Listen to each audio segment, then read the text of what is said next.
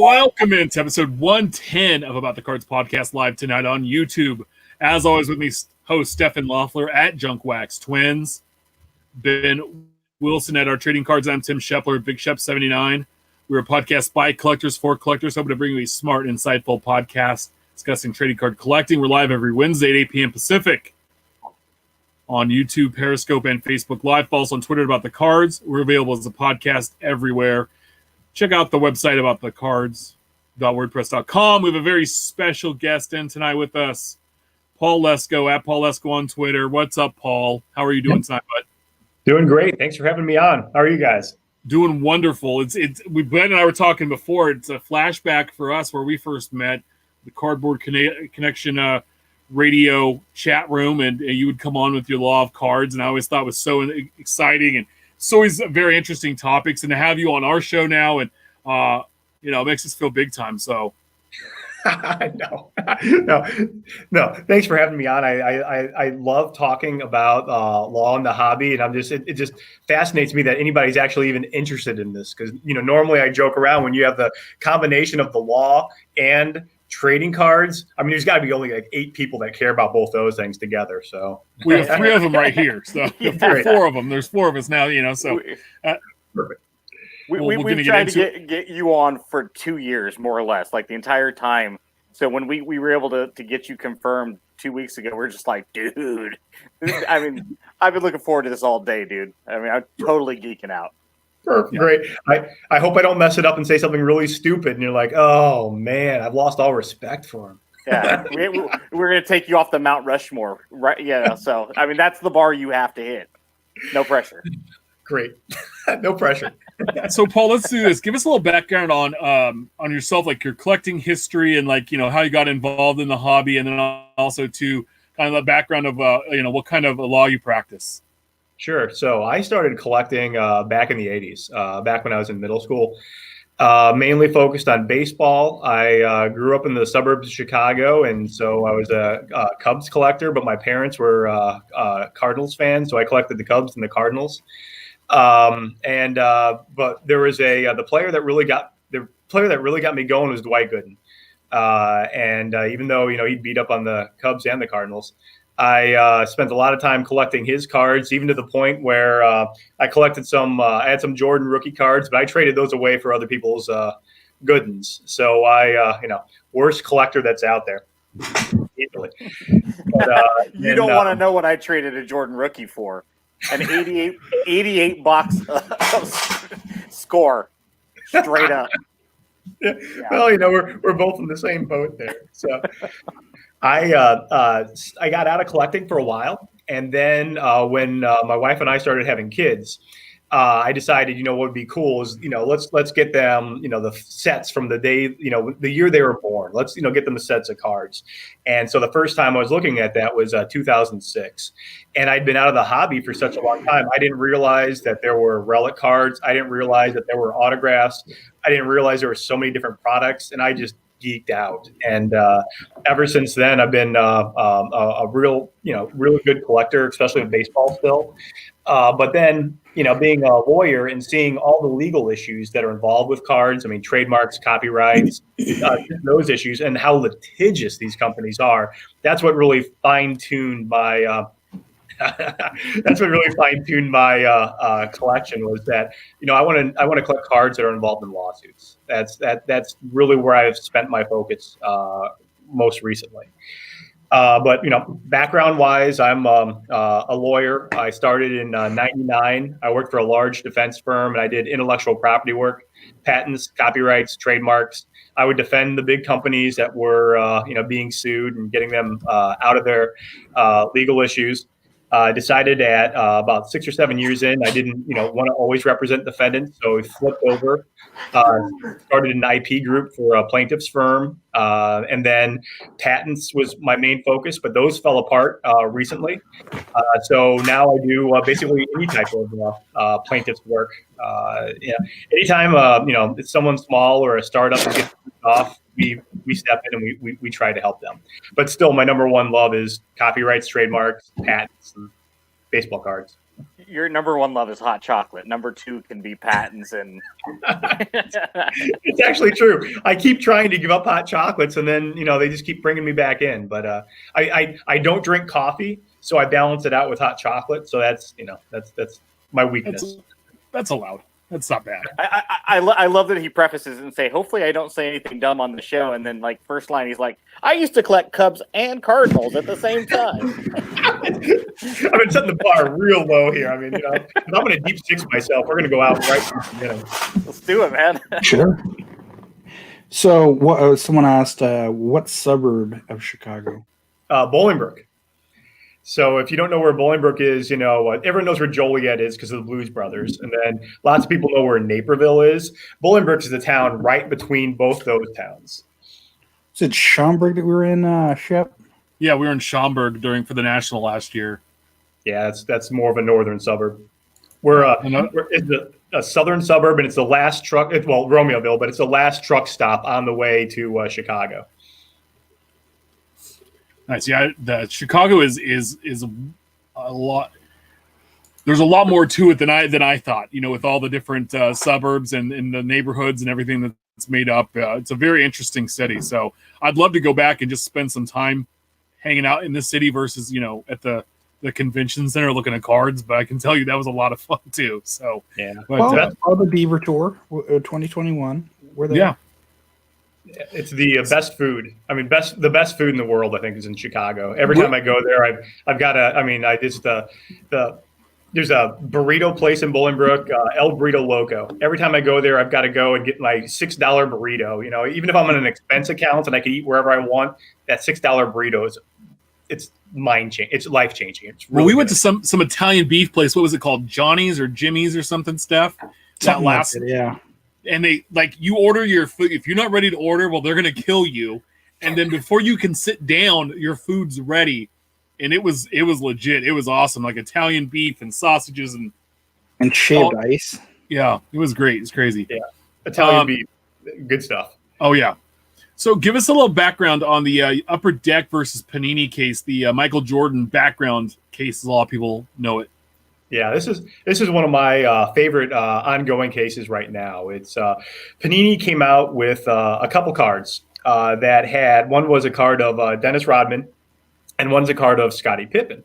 And some astute collector noticed really small in the background of a Scottie Pippen card.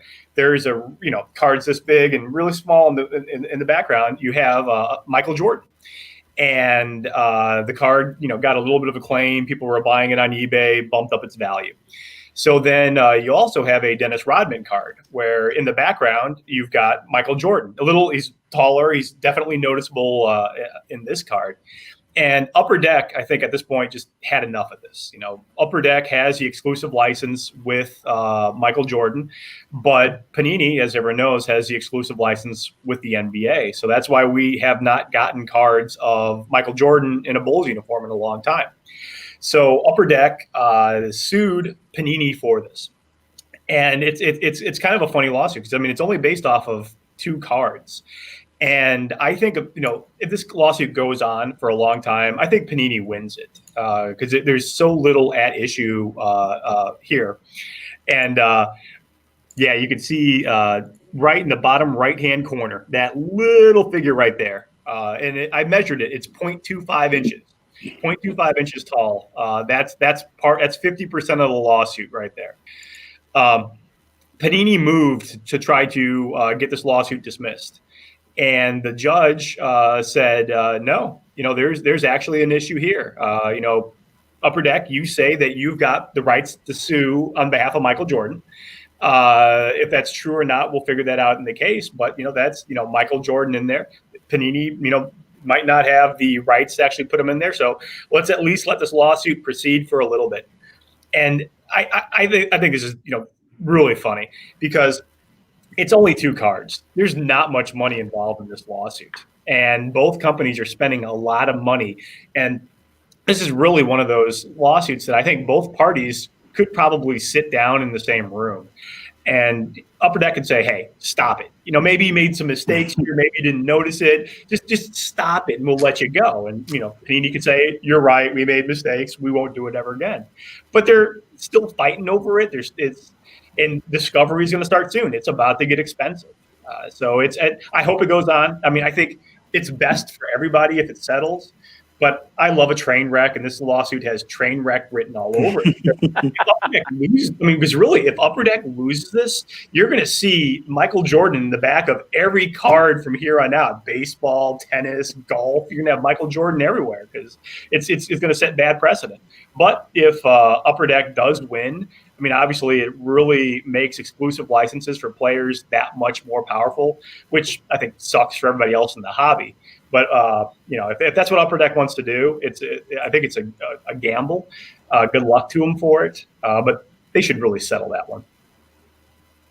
Yeah, no, it's so crazy that small of an image of someone can make up that big of a deal. Like there's a LeBron James card with the Kobe Bryant in it, and that LeBron James card is skyrocketed in price. I think it's the first year they made optic. It's like 13-14 or 14-15 optic, something like that. And that's LeBron James now has gone up tenfold because he's making a layup and Kobe's in the background. Yeah, no, and that's what happened with these cards too. Right when the lawsuit came out, I collect the cards involved in lawsuits, so I bought these cards, and I bought the Scottie Pippen cards for $4.99, and pretty quickly they went to $20-$25, and I think they're worth even more now after the Last Dance special. Yeah. So once people know Michael Jordan's in the background or a player you likes in the background, that does help the card value go up. So you can kind of see why Upper Deck is doing it, but also with that Scottie Pippen card. There's another version of that card in another product where Panini cropped it so that Michael Jordan wasn't in that card. So you kind of have an inference of intent there where in one card, no Michael Jordan. In another card, there is Michael Jordan. Well, kind of looks like maybe they stuck him in there because they knew this would happen. Word of mouth would come out about it, and they'd get their sales increased. Yeah. So kind of similar to... Was it the Hawks player where you have the Braves logo in the background? It was the Zion Williamson, and there's the guy wearing the Braves jersey or sweatshirt in the background of the card on the sidelines, and it's clearly says Braves right across his shirt. I saw that, and I really hope there's not a lawsuit over that one because I cannot afford that card. I think that one quickly went 3 figures, and it's probably going up from there. Yeah, it takes me back to like in the 80s when cards were more, or 90s when cards were more valuable. Like Sam Vincent, right? He had the card in 90-91 hoops where he's making a layup, and Jordan's in the photo wearing number 12 because his jersey was stolen. Yeah. And it's like, okay, that card was worth more because Michael Jordan's on it. He's wearing a strange number, or like the Mark Jackson from that same set with where you can see the Menendez brothers. On the court sideline, that went insane, and that took 30 years for us to find. Somebody was just looking at Mark Jackson cards from 1990, going, "Oh, look, or Pure Trojan with Patrick Kane in the front." Yeah. It makes you wonder who's that observant. I mean, is there somebody with a magnifying glass looking at every single card, trying to figure out what's there? I mean, that especially that Michael Jordan there. I mean, that's good eyes. I mean, that's hard to see. No comment. So. A lot of times, especially on Twitter, I get into conversations, and there's certain words that are misused. People use value when they meant worth, and things like this that irritate me because of my background. I know that a while back I had said something to you about a lawsuit being frivolous, and you're like, "It's not frivolous," because I'm like, "Look, okay, as just a normal old layman person, to me, it's frivolous." I mean, we live in, Shep and I live in California, where if you look at somebody wrong. Lawsuit, I'm going to sue you over, At what point, though, even though they should be doing this, at what point do we really look at these and go, these are petty and frivolous? Maybe not in legalese frivolous, but just in a common folk. Like, come on. Is that really how we're spending our time? Like you said, Discovery's going to get super expensive really quick. At what point do you look at it and go, he's just a little speck in a corner, buy it if you like it, but we're not going to sue over it? Yeah, and the reason I jumped on you about frivolous is because Federal Rule of Civil Procedure 11 actually has the term frivolous in there, and it's defined, and that's one of those. It's a threat to another lawyer, where if they bring a lawsuit that's not legally, there's no legal basis to it. If you use the word frivolous and you mention Rule 11, it means I'm going to move for sanctions against you. So that's why when an attorney hears the word frivolous, they pay attention because they don't want to get sanctioned. So Gotcha. That was a knee-jerk reaction when I heard that. I'm like, oh, I'm not going to sanctionable. It's not sanctionable. But no, you're exactly right though with this card because it's a phone call. I mean, these companies, yes, they're competitors, but it's just it's a small field. Everybody knows each other. This is a phone call where they should call them up and say, hey, cut this out. What are you doing? Do you want to get sued? Just stop it. And go from there. I mean, that's real. I mean, maybe you know what? Maybe that did happen. We don't always get to see what's behind the scenes, but yeah, this is one of those that I think it's a dumb lawsuit. I'm getting a lot of entertainment value out of it though, but this is one of those dumb lawsuits that should have worked. It should work its way out. We also had a fun one: the Savoy versus Collectors Universe, PSA, PWCC, and the probe scene about the trimmed and graded cards. Yeah, what's going on with that one there? Yeah, so that's the everybody will remember last year or 2 years ago how ESPN and a lot of news services were covering the investigations by a lot of collectors that they noticed there were a lot of graded cards that looked to be trimmed. I mean, they bounced around the cases they were in. They're obviously not the same size. So there was a lot of concern that potentially PSA was grading cards that it shouldn't be, and PSA has a policy that if they grade a card and it shows itself to have been modified, they will give you a refund or give you the value of the card. I'm not exactly sure of the policy, but they will do something for you. So it's they take pride in not grading modified cards, or they'll put an asterisk. I guess nowadays they put an asterisk and say modified or trimmed or whatever they'll do for it. But so Savoy was the first one to bring a lawsuit about this. He brought a lawsuit against Collectors Universe / PSA, Probstein, and also PWCC. And in the lawsuit, he says, "Hey, I bought what I believe is a trimmed and graded card," but he didn't identify it. And still brought a lawsuit, and he says this card's not worth what I paid for it. Plus, I have other graded cards. I think because all this news came out here, all my graded cards aren't worth what they're supposed to be worth. They're supposed to be worth more. So it's really a lawsuit that it's kind of a fishing expedition. Is really where it is. So really quickly from the beginning. You notice in this lawsuit that he says he has a card that he believes was trimmed. Okay, well, what is it? He didn't specifically identify what the card was. He didn't, say that it was trimmed, just that he believed it was trimmed. So the defendants moved to get the lawsuit dismissed because, hey, if you're in a car accident, you can identify the car that hit you. You have to identify, what happened here, what's the wrong that happened here. And since he's not identifying the card, and he's not saying that it was definitively trimmed, please get rid of this lawsuit. The judge agreed. The judge dismissed the lawsuit, but since this was a fixable error, told Savoy, hey, you can refile this lawsuit. There might be something here, but you need to get it right. So Savoy just this week refiled his lawsuit, and he identified the card that he thinks is trimmed that he has, and it's a Ricky Henderson rookie. But again, he says, I believe this card is trimmed. He doesn't say it is trimmed.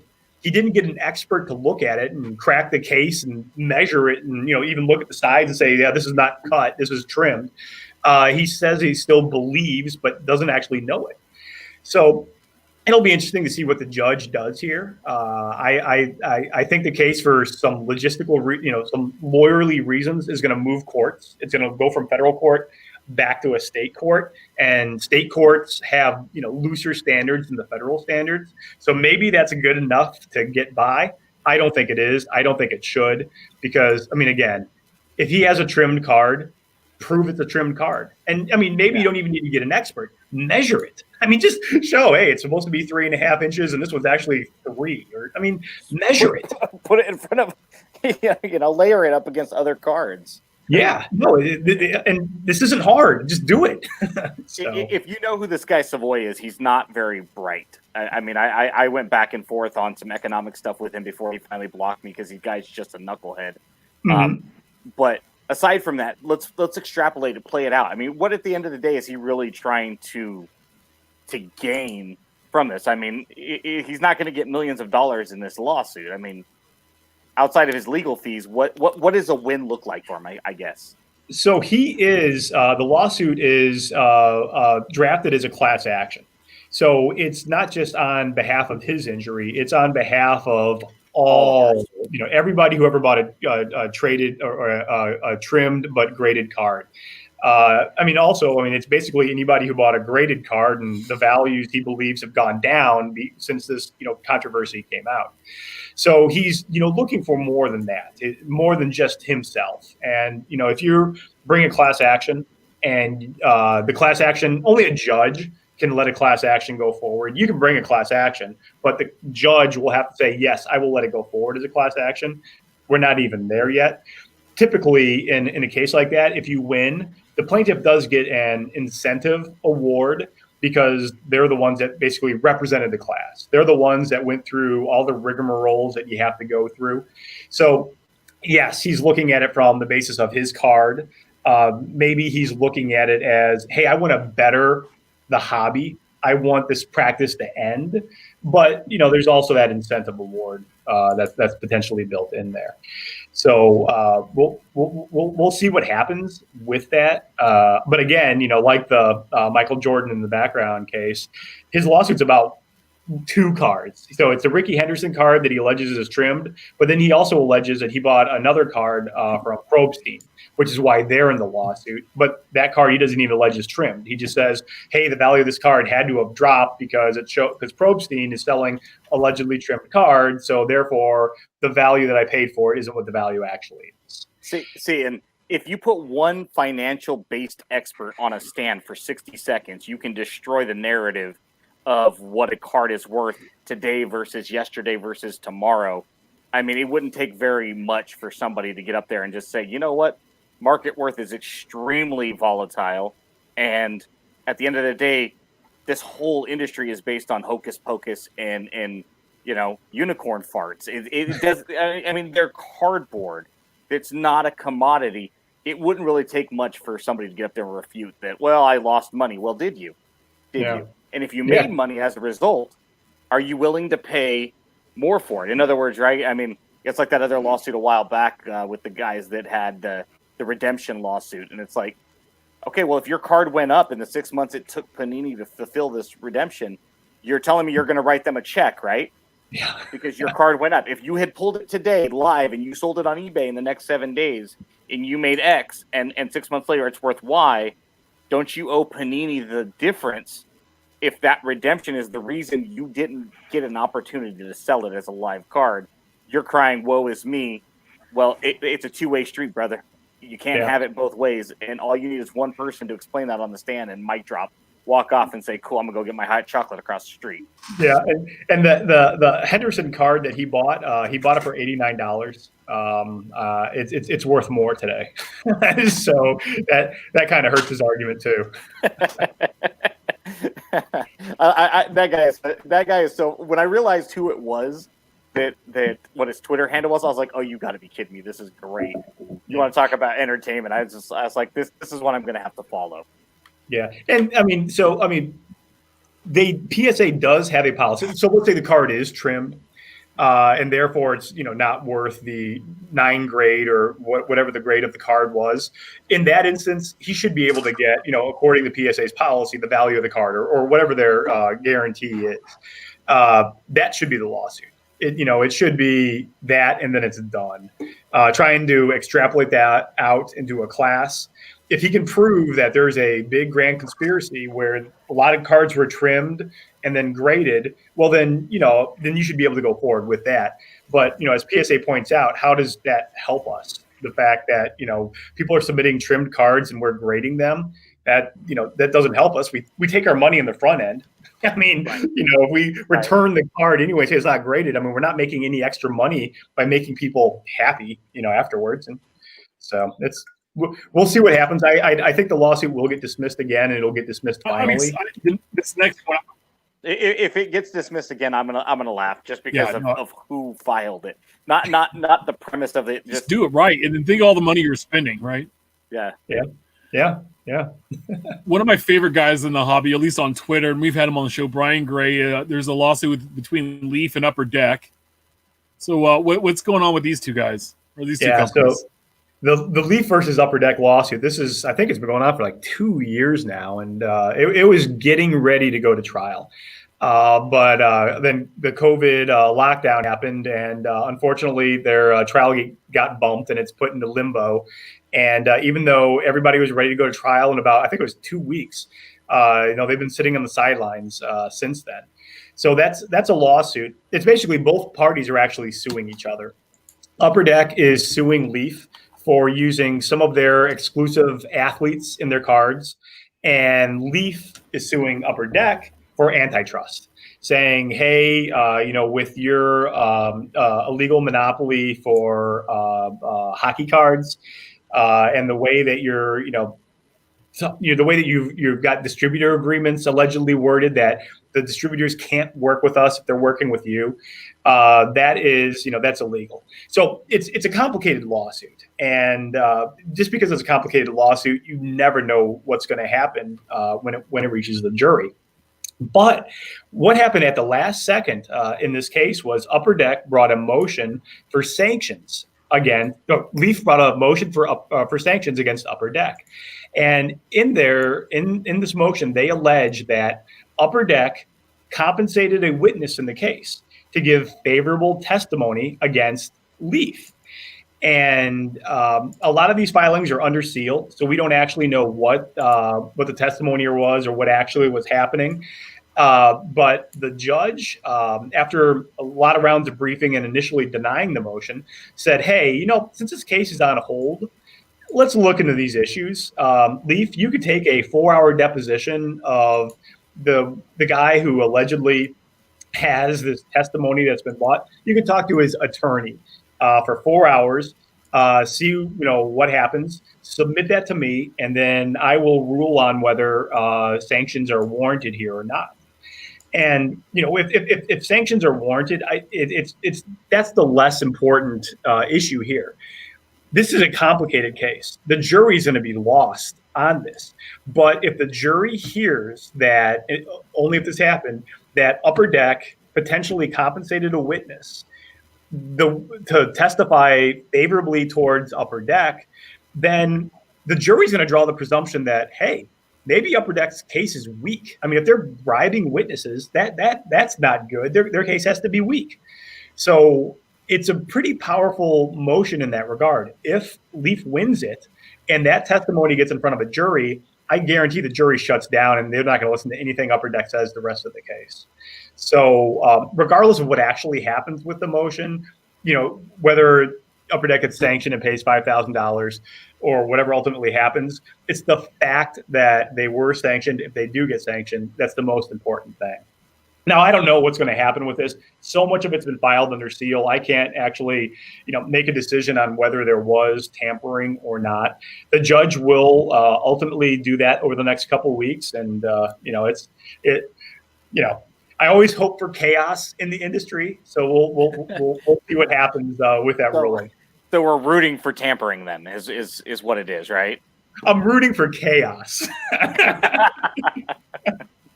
Always much more fun when there's chaos and you're not involved. You just get to sit back on the sidelines and watch. Yeah, especially when BG is involved. That's the thing. If BG's involved and there's chaos, yeah. Chaotic neutral. Yeah, and actually so they brought this motion earlier, and the motion was denied earlier. And Leaf brought a motion for. Well, they appealed it basically they wanted the judge to reconsider it.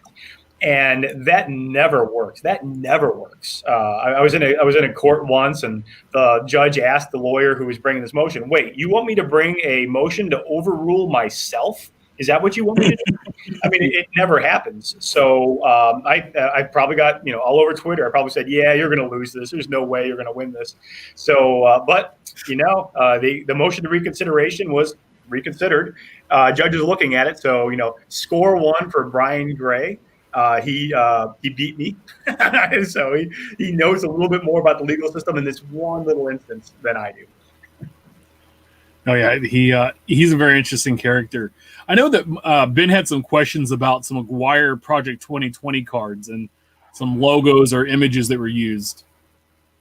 Yeah, you had mentioned something earlier, the inference of intent, and obviously Mark McGuire has a very recognizable nickname, which is Big Mac, and then Sure. This Project 2020 is a reimagination of the iconic card. In this case, the 87 tops. If you put a guy whose nickname is Big Mac in front of a hamburger, we're just going to go ahead and assume that your inference is that that's what it is. It's not a Whopper behind him, even though there's not the third bun in the picture. If you're McDonald's and you caught wind of this, is this something, first off, that you could sue for? And not to use the word frivolous again, is it really worth their time? I mean, McDonald's is like a Starbucks, right? There's one on every street corner. It's a mill of convenience. They're the fast food giant. I mean, can they sue and should they? Yeah, so this is so the trademark, and I actually did look this up. So McDonald's owns quite a few trademarks for Big Mac. They don't own a registered trademark for Big Mac on trading cards. So at first blush, yes, you can do this if you wanted to do this. However, Big Mac's a pretty famous mark that's out there. So famous marks get a little bit more than actually what the registrations say. Now, the card doesn't say Big Mac. Well, the field card does say Big Mac, but this card does not say Big Mac. There's ketchup on there. No one puts a ketchup on a Big Mac. It's missing that extra thing of bread. So, it's one of those things where I would agree with you. It's frivolous in the common use of the term rather than the legal term. I think if a lawyer would bring this lawsuit, it would at least survive a motion to dismiss. But it's one of those ones where I think all the companies are like, I don't think it hurts McDonald's at all. I think McDonald's, while there would be they would have to police their marks in order to keep their marks. You have to police your marks. They do have some justifiable deniability here by saying we don't have a trademark for trading cards. So, this one's fine. Gotcha. I don't think there will be any litigation over it. But it's always a fun issue, and I did not buy that card, so I hope there isn't litigation over it. Just to show you where I am, I do buy cards if I think there will be litigation over it. I did not buy that card because I don't think there will be litigation over it. Well, and then so that was the Gregory Siff. On the Thiel, you had the Olympic. Okay, we know that arguably the 1985 Olympic card is more iconic than the 87 tops. Yeah. But of course, if you're going to do a McGuire, you can't do the 85 anymore because Topps no longer has the license. So then the next best would be the 87, which is the true rookie card. And so with Thiel, you got the picture of the 85, which at that time in 1985, Topps had the right to use the Olympic. What happens now? I mean, Panini holds that license.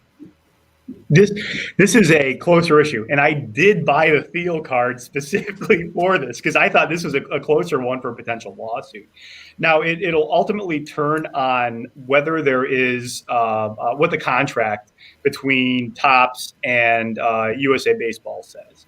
If the contract with Topps and USA says, hey, if you have any of these cards that you made lawfully, you can reprint them at a later date, then Topps has some cover here. If the contract does not say that, and I would probably think that the contract does not say that, just because they did not use the USA card for the card that you're going to utilize for Project 2020, I think you're in a gray area. I would not have cleared that. I would have said, hey, this is a great idea to have this card here. but take it away. That's just too close. So, and again, that's why I bought this card. I think there is a chance for litigation over it. So I bought it, and we'll see what happens. I mean, this is a litigious industry. To go back about the Big Mac, there's already been lawsuits in this industry about nicknames. Kevin Durant was sued. He was sued along with Panini over using Durantula on a card, and that card got changed just to say Durant instead of Durantula. So there have been lawsuits in the industry over nicknames on trading cards. So it's not unheard of. It could possibly happen, and it's a litigious industry. So I think a lot of people think it's a frivolous lawsuit in the sense that a common person would use it, but that doesn't stop any of the companies in this industry from bringing lawsuits like that.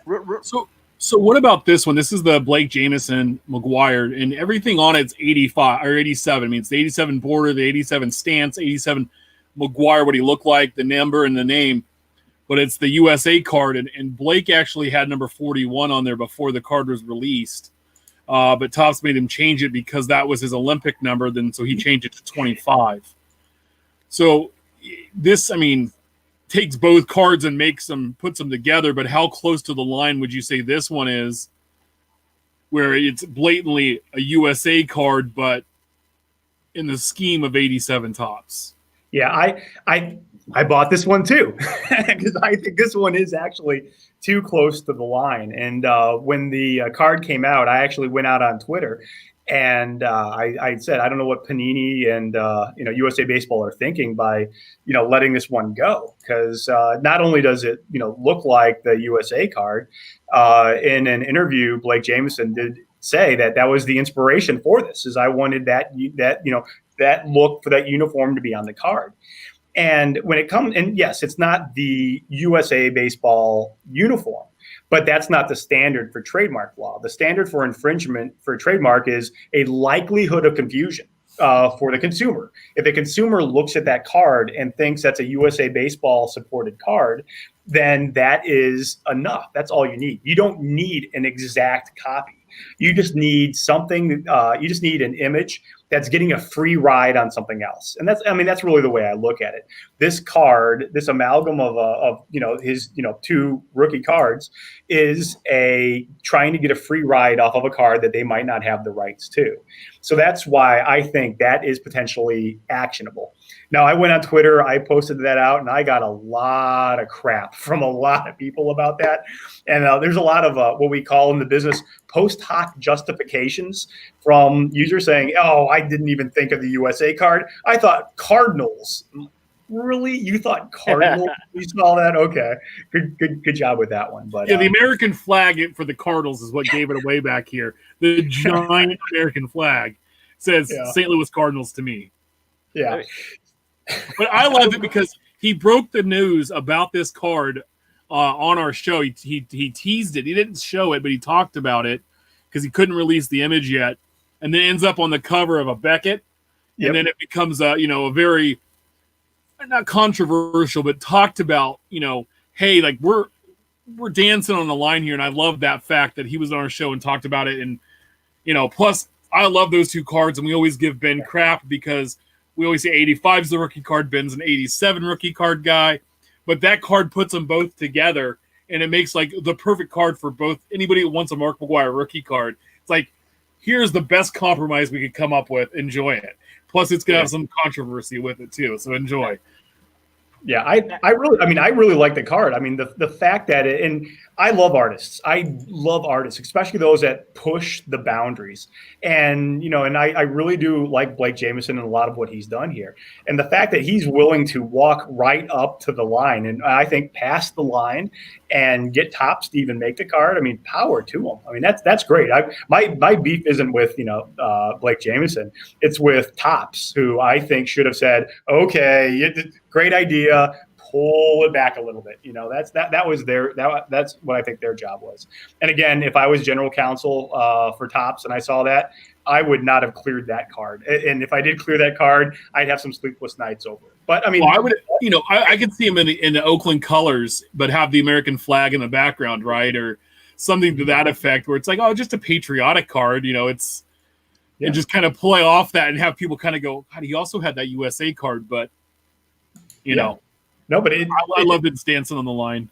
Yeah, it's a great card. It's great issues, and so far. And again, I'm probably more conservative when it comes to clearing things than other people. I mean, Panini and USA Baseball have not done anything about it, so that's it. They got a card. People are talking about it. It looks great.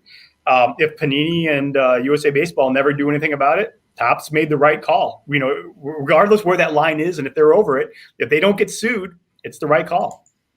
So let me tack one on here. We'd addressed the McDonald's issue, and them saying that they essentially just don't care. But since they've been featured previously on stuff, as the example show here, would that be on them to chase it if they so chose, or? I think here it's a little bit different because there's no Big Mac. It's McDonald's All American, the McDonald's symbol there. Those are different logos, and they've given permission in those instances to use. I'm assuming some sort of licensing agreement. Well, right. McDonald's issued that card though. That card was available at McDonald's. Right. So yeah. So I mean, I think I see what your argument is the fact that since McDonald's has had trading cards in the past, the fact that you have a Big Mac card or a card that says Big Mac on there, well, people might be confused and think, hey, this could be a McDonald's card. This could be a card you get in a Happy Meal. So I like it. You're blazing the ground to be a future plaintiff's attorney with that. So as a one-off to a one-off, you have something like Archive Signature Series where they do these buybacks and have them sign. We just talked about the 1980 Topps Ricky Henderson. I mean, Topps can go buy one of those back. I believe they did slap a 1-of-1 stamp, have Ricky sign it, and pack it out. Could they do that with the 1985 Topps McGuire? I would imagine not, right? I mean, you can't re-profit off of it, even though technically that was a packed out card in a Topps pack 35 years ago. Unless there's a contract that they have that would prevent them, if you buy a card, you can do whatever you want to that card. Well, not whatever. You can change that card, you could stamp on it, you could put a signature on it, and you could resell it. It's not a copyright infringement because you're not making a copy. It's not necessarily a trademark infringement because you're not. If you put the disclaimer on there that this is a Topps card, we're the ones that are doing this, and we know this because of Leaf. Actually, Leaf had the Best of Baseball product that was out there, where they were taking. Even before that, you had it was Kevin Durant again. They got a hold of a bunch of Kevin Durant rookie cards from Topps, from Upper Deck, from other companies, and then they also got some stickers of Kevin Durant signatures, and that they put those stickers on other Kevin Durant cards, and they sold them. And they got sued by Panini. The lawsuit settled confidentially. You don't know what happened, but Leaf sold those cards. They were still allowed to get rid of their inventory, so I would assume that they won. So yes, if Topps would buy that card and change it a little bit and then re-release it, as long as it's that original card, yeah, you're allowed to do that. As long as you're not making copies. We saw that because Leaf also did that they bought back a bunch of 1990 Leaf cards. That was part of the Upper Deck company, which is part of Panini, but they bought the Leaf brand out of bankruptcy or whatever, but they bought those cards and re-stamped them and reissued them. Leaf Memories. And especially, Leaf Memories. And then also recently, too, you had Onyx authenticated by a bunch of paper base Bowman, Jason Dominguez first Bowman cards that weren't autographed originally, and had him autograph them, and then they were selling those. And that, to me, was like, again, they bought it secondary market. They autographed it, but they didn't. Besides that, to me, they didn't really change the card. Besides him autograph it in person, and then they were selling those cards. So that to me was like right on the line because it wasn't. I mean, they didn't package it out in their stuff, but they were selling those cards. So that was kind of really iffy on me. If it was an individual, it's not as bad. I would see like Ben did it, and he's friends with Jason Dominguez. Who cares, right? but it's a card company that did it, so it gets a little gray, I guess, right? And this is the beauty of Brian Gray, because again, it's settled confidentially, but you can read between the lines that you use another company's card, you sign it or put a signature on there. As long as when you're selling that product, you have disclaimers that this is a Leaf product. It has nothing to do with Topps. It has nothing to do with anybody else. It's that's allowable. So we have two final questions for you tonight. One, when you were filming Face the Music, the Ted and Bill and Ted Excellent Adventure #3, was that fun to get back with the old crew and film?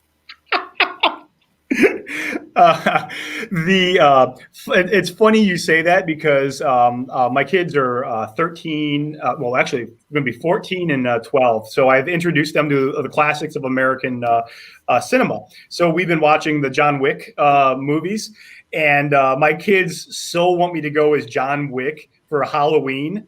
Yeah, all chat long, people have been saying stuff and like, wow, Keanu Reeves' brother sure knows a lot about law. And we have to keep the show at 65 miles per hour. It'll blow up. So, yeah, I've been dying, and Steph's been changing his picture. So, yeah. I get it now. That popped up and it went right over my head. Whew. Yeah. That's because you get so excited about the law in trading cards. Yeah. I mean, you want to talk about like being nerds, right? We collect trading cards as grown men, pictures of other men on cardboard, and then you factor in the law. And like you said, I mean, there's like 8 people that might care about this, and yeah, I mean, all the Keanu Reeves are gonna. So we always ask everyone we have on the show, if you could only own one card that you currently own, what card would it be and why? So we're going to limit you. You can only have one. The rest of them, are sold or done whatever with, but you can only have one of them. What's it going to be? And why is it the Topps Now John Harrison? Greatest. See, look, he pulls it off the shelf just like Steph. He has it right there. I think it's a rough question, but I'd go with my Trout Update gold border. Nice. And it's my favorite card right now because it was my quarantine find. I, like everybody else, we spent a lot more time at home, and I went through my update box because I had a box of 2011 update. And at the time, I wasn't focused on Mike Trout. I mean, I'm an NL guy. And at that time, I'm probably focused on Bryce Harper or, anybody else. So luckily, I put it in a sleeve and a top loader. But it was just loose in my closet. So are you gonna number of sue 2011 yourself for being frivolous with that Mike Trout? It's a 1729, but yeah, no, I'm again, I've already said once I was the worst collector ever for trading my Jordans for Goodens. But the fact that I, take a card this is easily the most expensive card that I have, and just let it just sitting around loose in a box. I mean, it's still in fairly good condition, but I mean, God, I could just there was stuff sitting on top of this. I mean, I just had box after box piled on top of this because it was 2011. It's 9 years worth of product on top of this. Yeah. So yeah, hashtag worst collector ever. You just search my name and there's a bunch of these. Well, the best thing, and Ben brought it up, is that now whenever you buy a card from Topps.com, there's a disclaimer, and it says image or text may be variable based on whatever, and all that comes from a John or Josh Harrison card from a Topps Now, right, where they showed the card as John Harrison. And his name's Josh, and there was a spelling error, and it later came out that you ended up with a card that actually says John Harrison. Isn't that correct? That's correct. It was at the time I collected. I also collect funny error cards, and Topps Now was relatively new at that time, and the image popped up as John Harrison. And so I'm like, wow, that's the first Topps Now error card. I want that. And, once it was pointed out that it was John and not Josh, Topps changed the image. So I brought a lawsuit over that. And, Love it. I bought a product I even said on Twitter, I'm buying this product because it specifically says this. I don't want a fixed card. I want this one. Right. So, there was a lawsuit over it. And there wasn't, and you're right, before the lawsuit, there was not a disclaimer on there that the art can be changed at any time. But after the lawsuit, there's now the disclaimer up there that, they can change the art at any time for any card. And they've done it with Project 2020. I mean, they took away the golden arches M off the Thiel card, and now it's a regular M. And so, they're. And the first Rivera, because the mitt was on the wrong hand. And there was some guy that went onto YouTube and he's like, I got scammed by Topps, and I'm watching this video and I'm just like, first off, dude, you have to understand that this is a program where it's a reimagination. It's an artist rendering. If that artist wants to take that Mariano Rivera and put 8 octopus arms on him, he can do that because that's what this program is. It's not going to be an identical thing. I mean, as we've seen with most of these, I mean, Old Man Allen, I mean, there's none of that that's even remotely like the originals. But yeah, it's like, at that point, of course, we didn't know what this Project 2020 really was. It was still in its inception, a couple weeks in, but I remember on the site though, and I see that, I instantly think of you, and I just smile, going, God, that that's just, I love it. Just twist it a little bit, and then that makes me laugh every time I giggle. Like, it's just like. So to that, could someone, if they so chose, and were inclined, could they have gone after Topps about the Project 2020 holders? I mean, I know recently they updated them saying that it will come encased in some protection-y whatever, but previously they had said that it was going to be an A MagTouch special version, essentially saying Ultra Pro 1 whatever size, 180. Yeah. Could they go after them for the holder? That disclaimer. There wasn't. I've mentioned it quite a few times on Twitter that I don't remember the exact quote, but it says this year-long program will be in one-touch magnetic holders. I mean, it's the language is on their website for, I think, through card 70 something. So it's on their webpage like 70 times. Sure. So I think that's a breach of contract. You bought a product. It says it's going to be in that. Now, you can't bring a lawsuit, though, against Topps, because all web pages have, if you're smart, all web pages have a arbitration agreement that you're required to go into. So you can't bring a lawsuit over it. You have to go arbitrate over it. And this arbitration agreement costs $200 if you want to do it.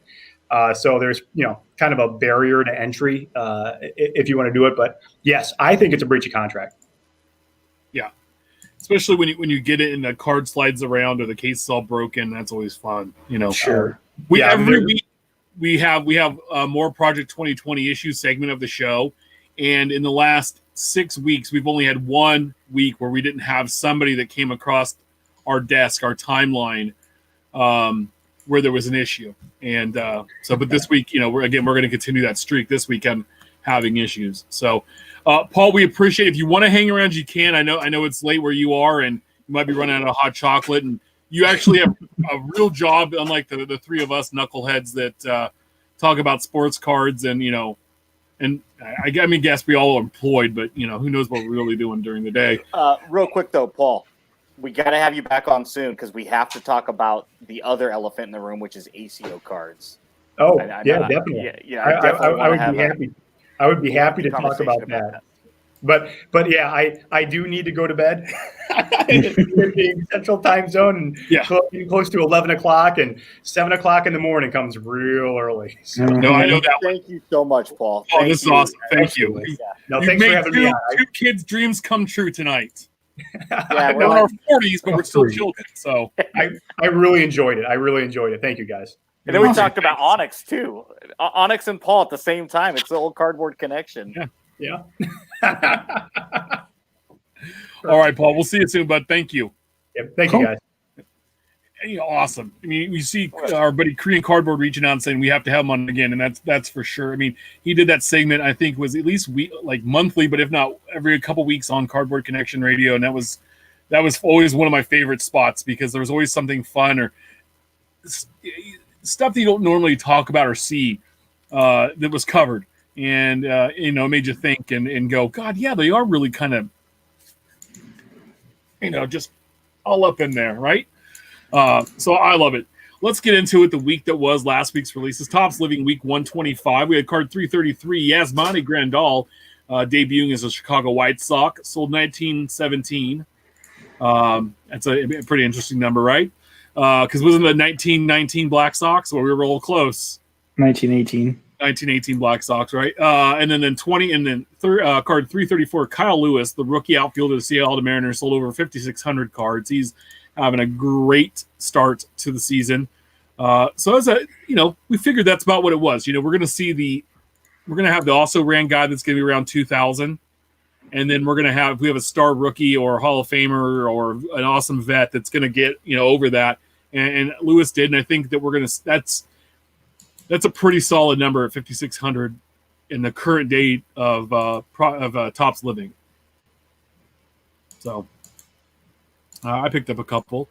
And make sure you check out Topps Living Stat for a full breakdown of where these cards fall respectively in the set by team and by position. We also had 2020 Topps Museum Collection Baseball, 2020 Donruss Elite Football, and 1920 Panini's Chronicle Basketball, or as I like to call it, Panini Bankruptcy. Because I was watching people open $900 boxes and getting somebody said, hey, man, I saw a break today, and this guy opened up the box, and he got maybe $80 to $90 worth of cards. Well, the MRS, the manufacturer retail price was $120, so you're probably doing pretty good. But if you paid $900, well, you got trucked, my friend. Like J.J. Watt coming across with no offensive line and just whap. Did you see? Speaking of actors, what's his name's son broke a few boxes of these? Oh, I think we're going to get into that. Yeah. We're going to get into that a little bit later. Hot off the press is this week's new releases. Topps Living Week 126, card 335. Michael Brantley of the Houston Astros, outfielder. His dad, Mickey Brantley, was a longtime Seattle Mariner. Trash can over here. Yeah.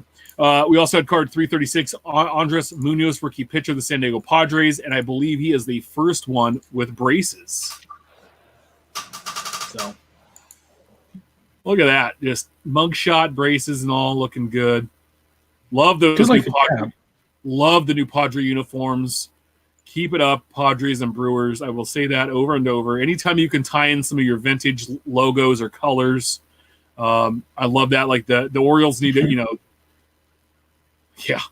The Orioles need to tie that in, I think, a little bit more. So we also have Topps 2020 Topps Luminaries Baseball. Dropped today, $300 a box, 1 pack per box, 1 card per pack. It's going to be an autograph.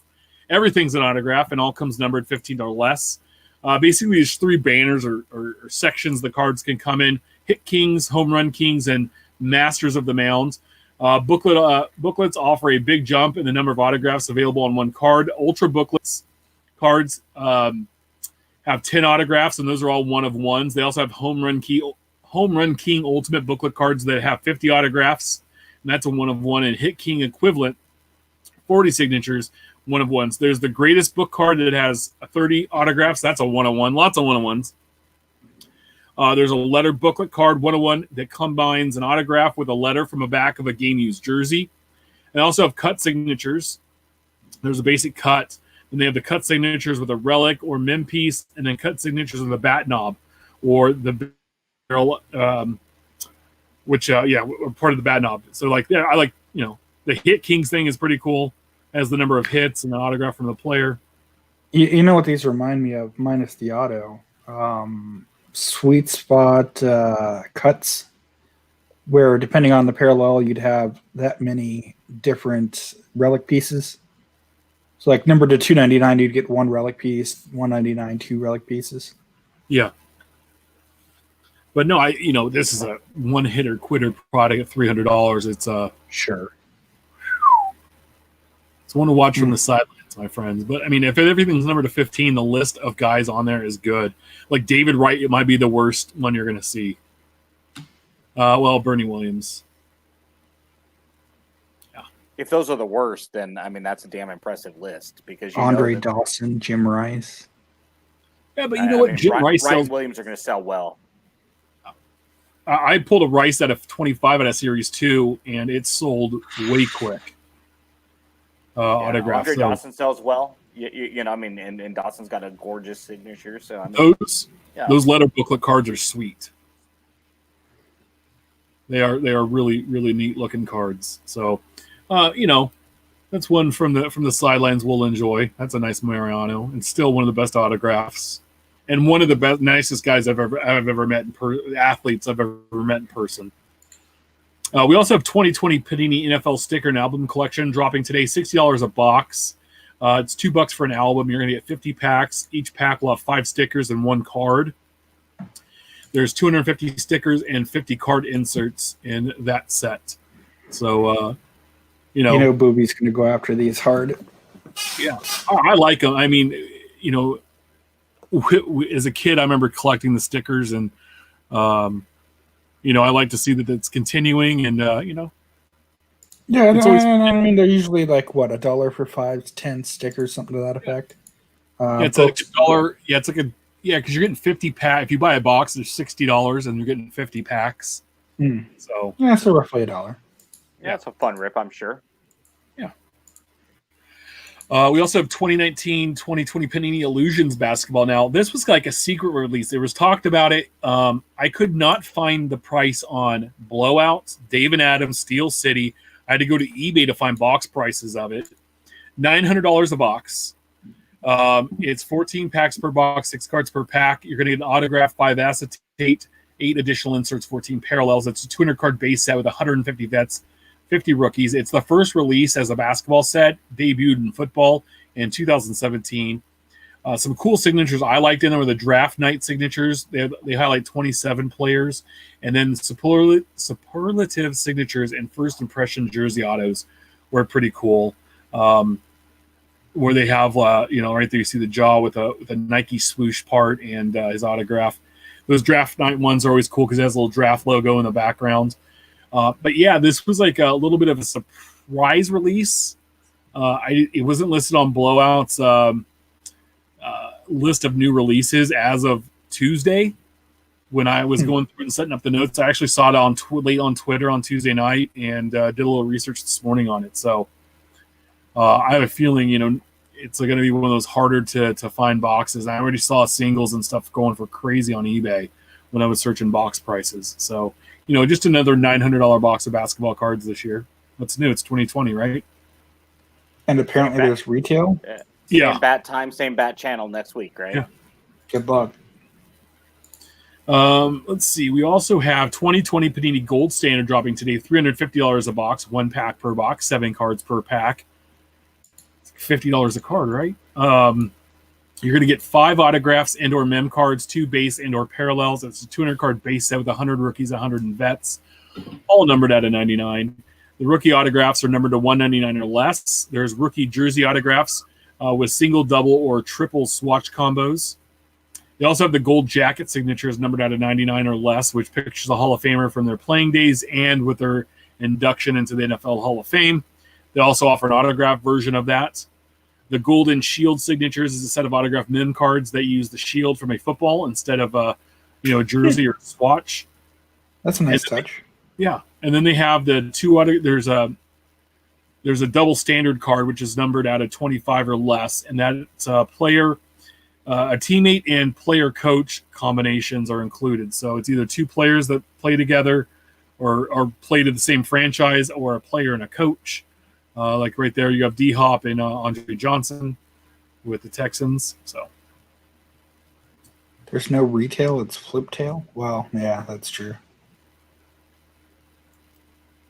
But you know, Gold Standard. I remember that's always being that for a while was a real high-end release for Panini football. But now it's just at middle of the road. Coming up Friday, 2020 Topps Chrome Baseball. This year they're going to give us both hobby and jumbo again. A hobby box is going to run at $300 a box. 24 packs, 4 cards per pack. You're going to get 2 autographs, 2 1985 Topps cards, Chrome cards, 4 freshman flash, 2 future stars, 4 prism refractors, and 8 refractors. A jumbo box is going to run you $450, 12 packs per box, 13 cards per pack. You're going to get all that other stuff plus 5 autographs. It's a 200 card base set. It's basically the 2020 flagship set of Series 1 and 2 condensed down to cover primarily key players from those sets that's chrome dipped. So there's 17 color refractors altogether. There's also cards that select cards that have image variations, and those also have refractors. Those have those image variations. We'll have 5 refractor colors. According to Topps, the base set super short prints are also part of the hunt, so that's fun. Another little element. Rookie autographs make up a bulk of your signatures. You have a dual autograph rookies out of 25 that are going to feature ink from a pair of young standouts. The Topps All Rookie Cup team autographs, those are new this year, and there's a Chipper Jones example. Looks pretty good. Looks like it's a throwback to 2000 insert set. Mm-hmm. Very much so. The retail hangers will have a special 2020 National Baseball Card Day preview. And then there's also retro rookie chrome relics that take rookie cards from the past and chrome them and then drop in a relic of a player. So chrome's always a really exciting product, not my favorite to rip because, yeah, it's a big hit and miss, especially right now. I couldn't believe $450 for a jumbo box, but $300 for a hobby box. Nah. In any normal year, a hobby box is like maybe $100, $125, right? Even in a good rookie class year. It's bad value. I mean, you know, we've talked about this in the past, and hey, good luck. Yeah, hit that, Robert. So check out Ryan Cracknell's articles on Beckett.com/news for more details on these releases. What's brewing next week's releases? Just 2 things on the docket for next week: 2020 Panini Elements Football, 2020 Bowman Sterling Baseball. We were supposed to have another basketball product out this week, but it got pushed back to September 14th, I believe, and the name escapes me, but I think it was Opulence, Panini Opulence Basketball.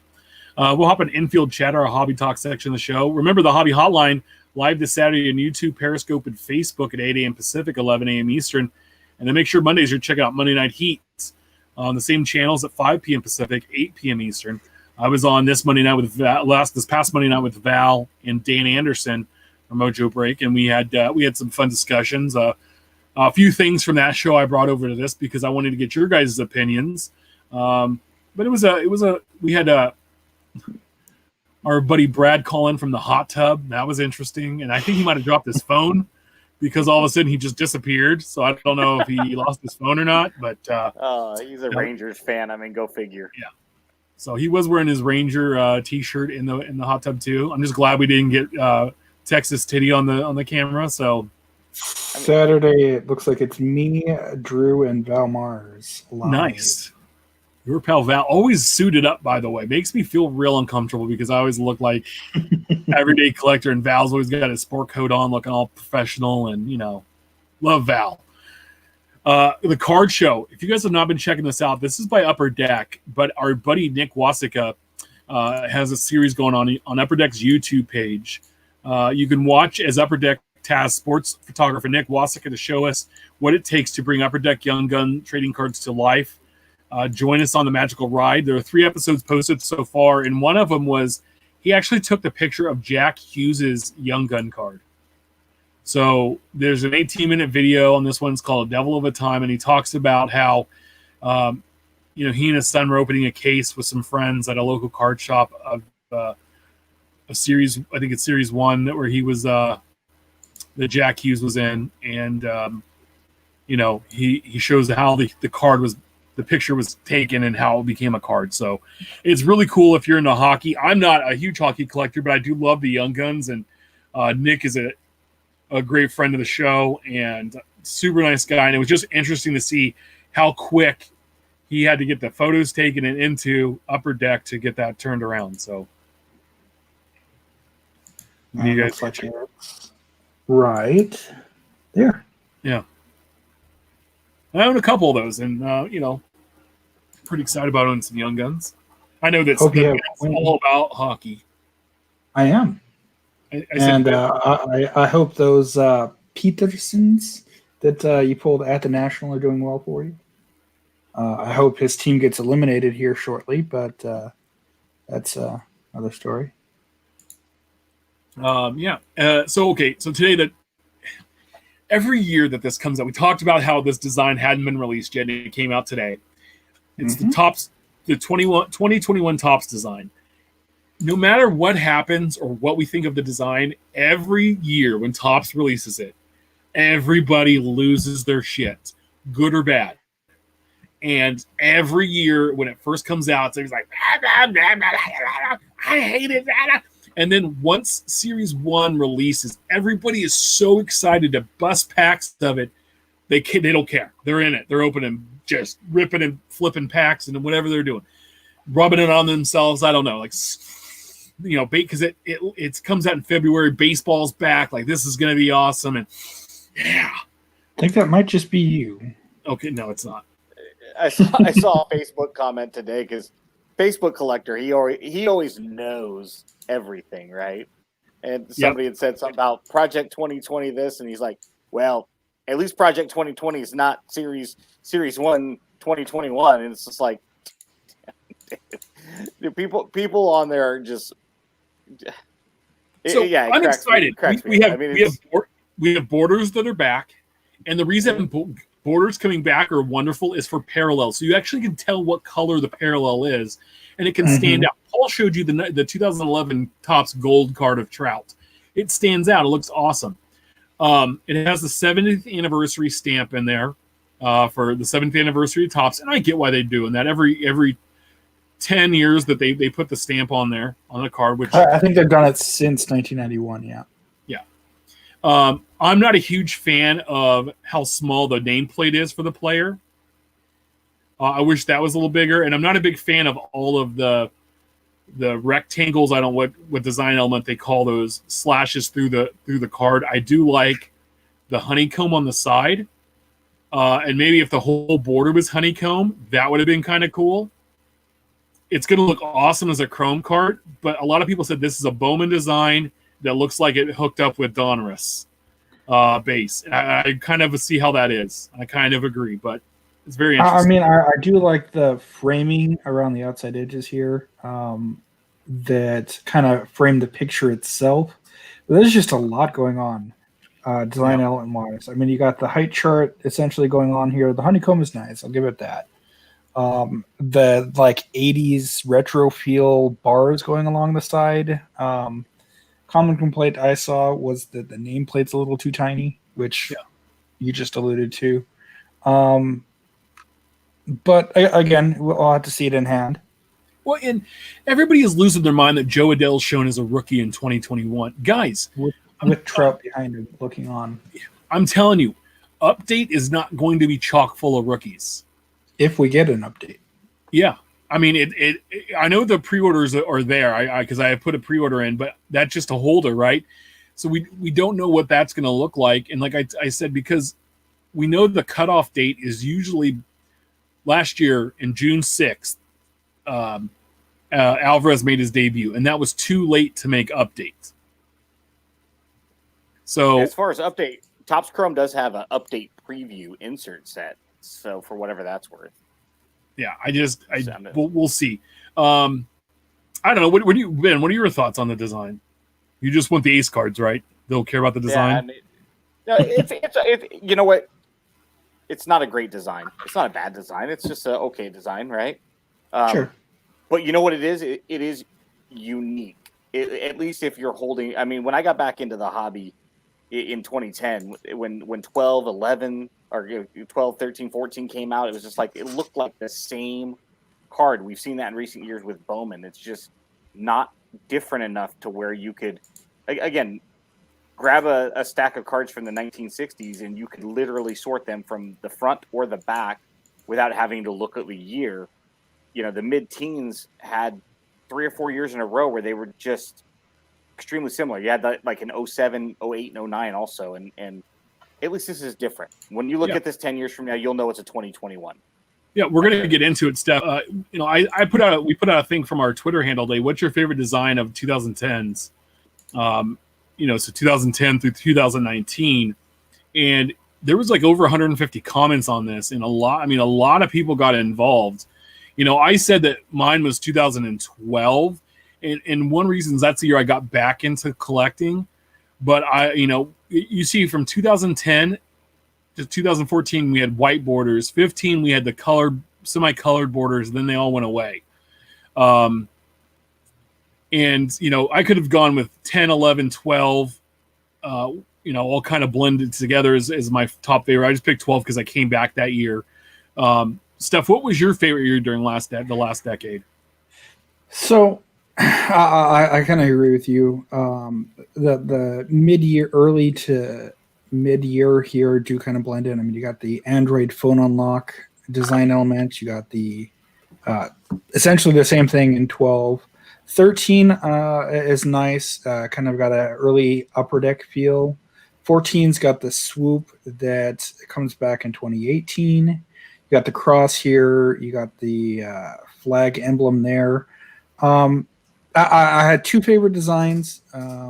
Cutting it down just because 2019 has the last name first. My favorite's 2013. I love the field and just the subtle lines behind the team logo, and that's it. Yeah. Little color running up along the photo, but nothing special. And it has a little baseball diamond on it. Like that's neat. Ben, what was yours?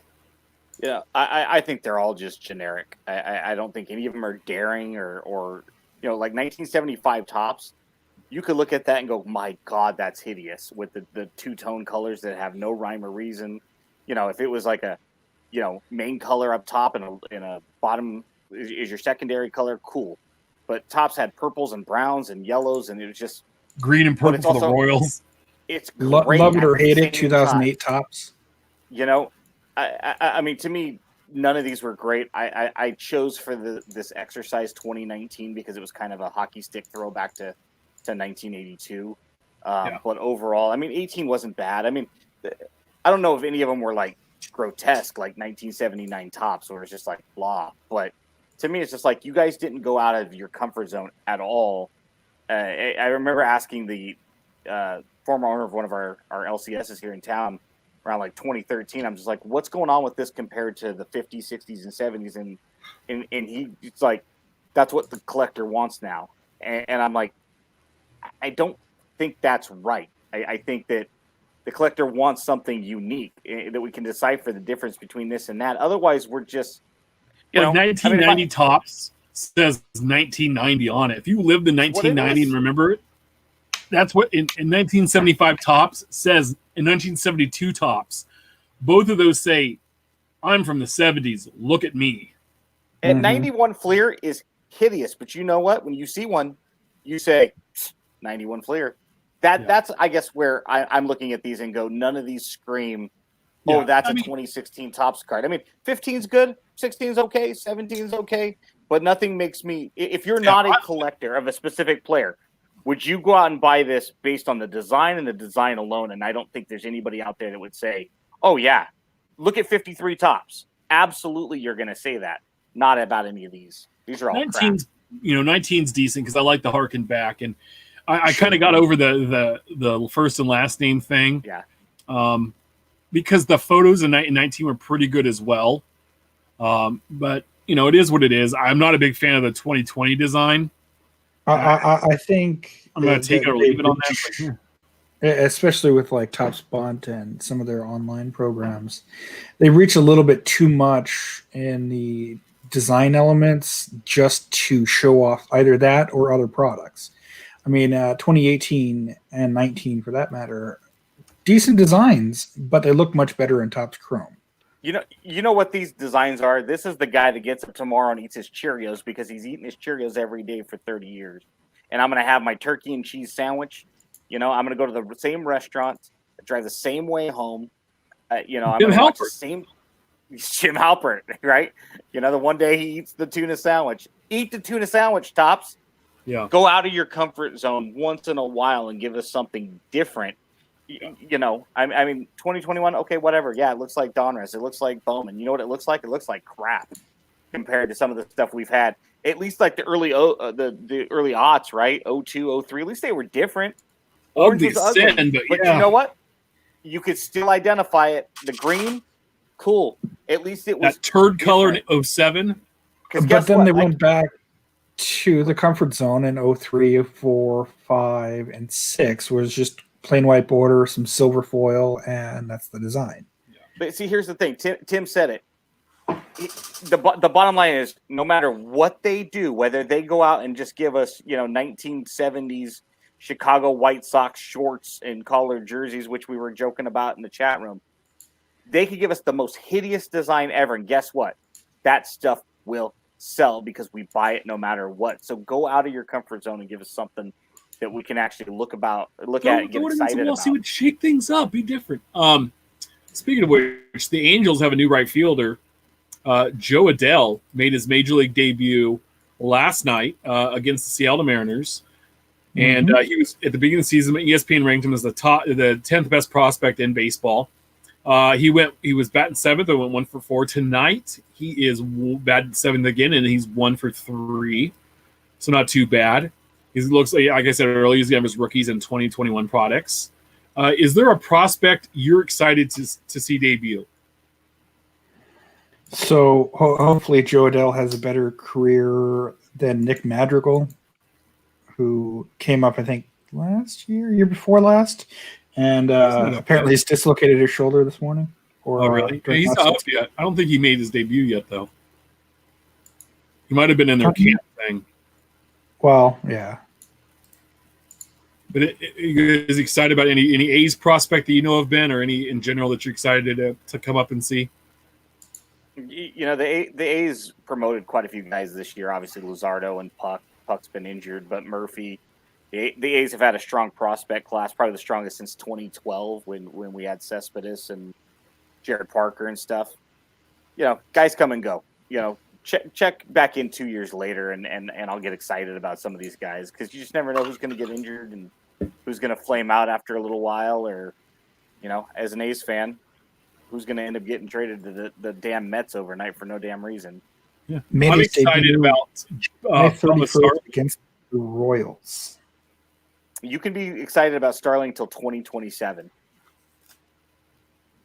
So Madrigal did play this week. He's a Sacramento kid, so I'm excited to see 2, 3, 4 games and dislocates the shoulder.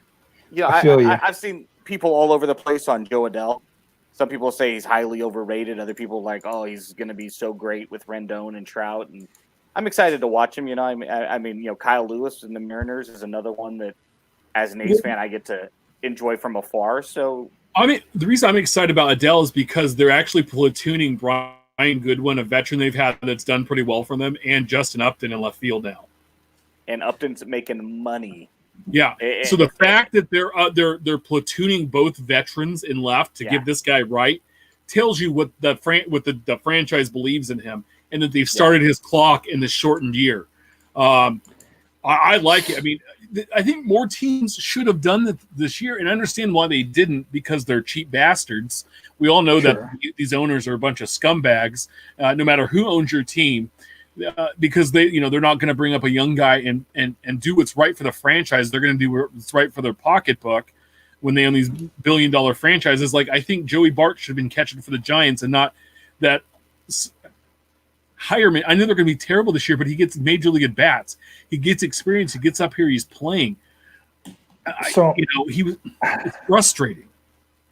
To preempt my answer, I guess Kraken Wax kind of gave half of mine in Alex Kirilloff. College bat, I believe, got drafted mid-rounds. Home run hitter, can't wait to see him in the outfield. But also Trevor Larnach, I think he came through Oregon State, maybe? Washington State, somewhere in there. Portland. Home run hitter again, outfielder. I mean, not that I want to lose Eddie Rosario or Max Kepler, but I'm kind of thrilled to see them come up eventually. Where's Nick Gordon? Is he taking the Bubba Starling route? He is. Yeah, very much so. At one time, Royce Lewis was the number one prospect in baseball, and yeah, what happened? I don't know. Kind of like your buddy out there, Buxton, or is Doug? Buston. I love how Doug calls him Suxton. Yeah, Buxton, yeah. Suxton. Who is your favorite rookie so far in 2020 baseball? I mean, outside of Robert. Yeah, I mean, you got throw him. Everyone and their mother is chasing. Yeah, throw him out. He's by far and away for me, it's Luzardo. I mean, he made his major league, his first start. He had made 6 appearances last year. The kid is just dynamic, and to think back that where we got him from the Nationals, along with Trinan, who had a, historic year in 2018. Sheldon Noyce, we got him for Ryan Madsen and Sean Doolittle. I mean, Luzardo is. I mean, watching him last night, his stuff is disgusting. How you could even hack at that stuff? It bottoms out. It's as soon as that kid gets some confidence, more than he has to just challenge. Here it is. Hit it, don't hit it. It's coming. You started to see that as he was working through his progression of the second inning, third inning. If he can stay healthy, he's going to be so fun to watch, regardless of whether or not you're an A's fan. He's just. Would you see Dustin Maine, his nasty stuff the other night too? Yeah, yeah. So some of these young pitchers are just. I was reading an article on The Athletic about Brandon Webb, the old Diamondbacks pitcher, and what could have been a potential Hall of Fame career, and. They had some stuff on his sinker that just kind of stopped halfway there and dropped to your knees. And if you made contact, it was a ground ball. That's the best you could do with it. Hated when he pitched against the Giants. Yeah, again, he's one of those ones where you start to see some of these youngsters, and if they can stay healthy, AJ Puck's had a lot of shoulder strain here and stuff like that. It's too bad. You hope that these guys can work through it, but. Dustin May's another one that could be the real deal for the Dodgers. Yeah, we don't have, because I pulled up MLB.com. We don't have many hitters to speak of for rookies, but Randy Dobnak, the catfish hunter throwback with the sideburns growing on, and the half mustache, Fu Manchu going. Thank you. That's what I was looking for. It came up last year, pitched a few games, but he's held himself down for an Uber driver. Yeah, I mean, I didn't pick a Royal. I went with Kyle Lewis because at the end of last year when he came up, he was doing so well, and everybody forgot about him because Yordan, right? And in Series 1, everybody forgot about Kyle Lewis, and it was all about Yordan. And I remember what he did, and everybody's really pumped for him. And that Seattle team's in a rebuild. And they're starting to put some pieces together up there. And I think that the AL West is going to be super competitive in the next couple of years. If the A's and Mariners can stay healthy with these young kids they have coming up, and the Angels can put some stuff around with Trout and Rendon, and that can work out, it could be exciting baseball as the Astros get old and expensive and don't have their trash cans anymore. So that's who I'm super excited about as well. To see play. I think the kid has a ton of potential. And I love seeing young kids come up and succeed. And it just makes baseball more fun when you can see the future of baseball. That's why I love the All-Star game when you see a bunch of first-time All-Stars.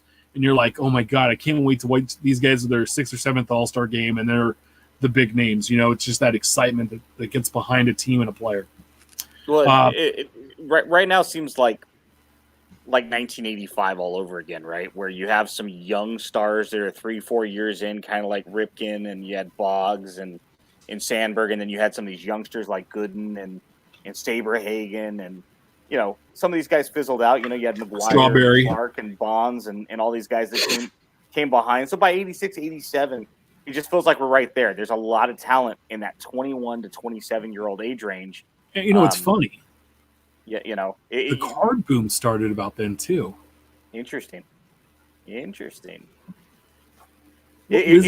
seems like 2020 is 1987 all over again. Yeah, but way worse. way more expensive because now we have to finance this ourselves. It's not our parents not nickel and diamond packs. National Baseball Card Day, speaking of free, is this Saturday. Participating stores are going to give away a special pack upon entry, and you'll receive 2 additional cards with a $10 purchase of more. So this week it's Pete Alonso. Next week it's Yordan Alvarez. There's a big giant list of participating stores, and it's on the Topps website, and Steph is probably going to share it here in chat. Target's also doing it, so if you don't have a local card show, you can go and receive a special pack inside 2020 Chrome hanger boxes, and a special offer. There's a special offer for Topps Fire. So Topps Fire will be back this year, Ben, in retail. It'll just appear. But good luck finding Chrome hangers. And then Walmart is also going to have a special pack inside of Chrome hangers, and they're going to have Topps Gallery. So again, 2 trash products that Ben loves, Fire and Gallery, will be back in retail this year. I still believe you can get 2019 Gallery at pretty much any Walmart you walk into. Probably. It's the one baseball product that's left. Yeah, Gallery to me is great, but yeah, some of the cards are kind of weak. But Fire's fantastic, and I think Fire should be a hobby product. Should replace Archives. Archives should go retail only with a reimagination, and we've talked about that in the past. My problem with Topps Fire is, hey, 2020 Mark McGwire search, and then there's like a new card to look for, and it's like, when the hell did Fire come out?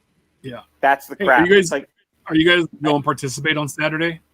So I was curious. I pulled up my list here to see which shops in the area were going to participate, and I see triple cards and collectibles, triple cards and collectibles. Yeah, it might be how many packs. It might be how many packs that they purchased. And I would assume that's the case, but because you can buy in, I think, up to 3 times. I know from the distributor I work with, if you got a brick and mortar, you could buy into this promotion. And you could buy, I think, up to 3. So maybe that's the case, but you think Topps would be able to do some shrinking of the PDF? Yeah, come on now, it's Topps, dude. Really? At least they have a PDF, because Panini would never send it out. They would just be like, "It'll be out next week" or something. We don't have Excel over here. Panini, give them credit; they've done better recently. Panini offers their PDFs as redemptions. You get it when you get it, but you have to pay $5. You got to have Panini points to get it. Yeah, $7.99 shipping.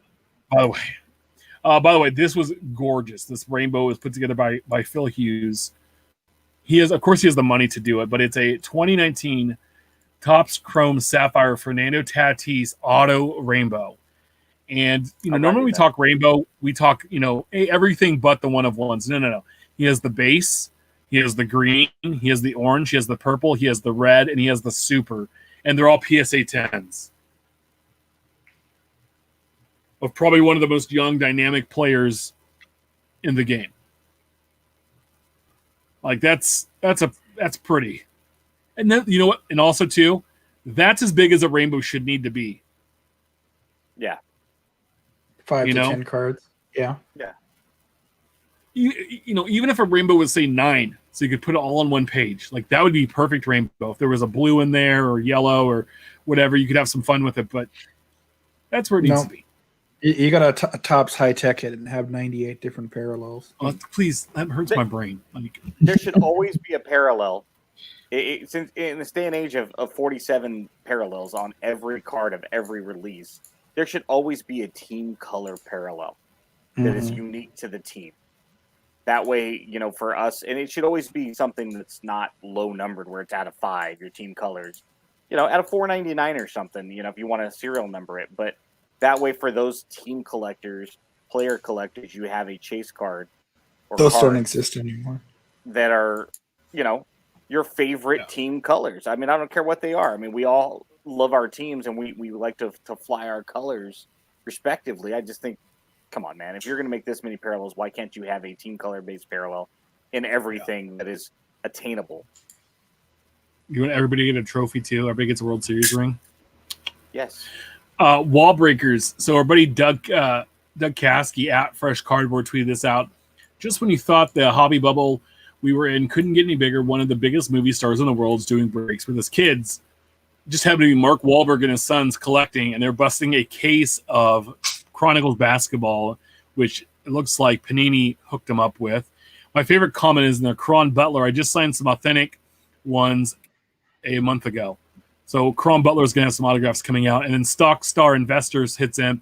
Hey, tell your boys to send those bad boys to stockstar.com and use that marketplace. But so Mark Wahlberg only has like 15 million followers on Instagram. And for them to drop a case over to him, which, at their cost was probably a few $100, that's a bunch of free advertising from one of the biggest movie stars in the world. So, yeah. Well, at least he resolved his early life crisis and seems to be promoting the hobby. Yeah. So, pull his pants, work a funky bunch. What Wahlberg do you take? Who's your favorite Wahlberg, Donnie or Mark? You can include music and movies. I like the other one, the chef one. The ugly little toad-looking one, yeah. Like he's got these like handsome, famous brothers, and he's a short little fat guy, and he's just like, dude, I can make a hamburger. And his brothers are uber famous, and it's just like, you're Tito, man. You're the Tito of the Wahlbergs. Yeah. I like Donnie because I like some Blue Bloods on a Friday night. That's me. I'm an old man now, middle-aged man. There's nothing better than sorting base cards and watching Blue Bloods at 10 o'clock on a Friday night. Like, that's my jam, dude. I'm good. So anyway, there's going to be Houdini hunt this year. Cheap Friend Breaks on Twitter or Houdini from Blowout Cards. 2020 Transcendent Collection 1-of-1 oversized cut signature cards. There's a hunt for Harry Houdini this year. It's going to be awesome. He's offering a $5,000 bonus if he pulls the card, or $8,000 if you let him keep it. So he is wanting the Harry Houdini 1-of-1 cut autograph. I think that's super fun. He doesn't take himself too seriously. That's what I like about Houdini. He has fun with his breaks, and he opens a lot of stuff, and you get to view a lot of things. And I don't watch all of his stuff all the time, but every once in a while I do, and it's entertaining, and I just think that's hilarious. You know what? I want this. I stole, I borrowed the name and the handle, and rock and roll. So that'd be fun to see if someone does pull that and what happens. Uncle Rich sent us a funny thing. It's like any sport can get a card now. Just as in the early 90s, there's a card set for everything. I was kidding when I asked about cards for this sport. Well, Topps has a license. 2020 Topps On-Demand Series number 14, American Cornhole League Pro Invitational Pack. So for I think like $15, you can get a pack of cornhole cards. $20. Thanks, Uncle Rich. Can't wait to get my Vonch Seals rookie card. Graham Maudlin, Birchfield King, Morton Powers, Reuben Price, Malone McClem, Gary McGuffin, Vonch Seals. Those are all made-up names. Those are all made-up. It sounds like you sent hey, I need to write a book. Send it off to somewhere in Korea or some Western country. You remember playing Nintendo baseball back in the late 80s and they didn't have a license and they just made up random names? Yeah. You know what I mean? John Dowd. Hey, real quick, Ben, who was the Lloyd on The Office? The fake salesman, Lloyd. The Jim and White made late at night. Yeah, I can't think of his last name. Yeah, same thing. Like, just make up a name. Just make it up. DeWigged. Yeah. Swappity swap. Our buddy at Wax Museum PC tweeted out, heads up, original Mitchell, number 6 out of 99 RPA patch was swapped out, swapped out, swapped again, and swapped back to the original, except for now it's upside down.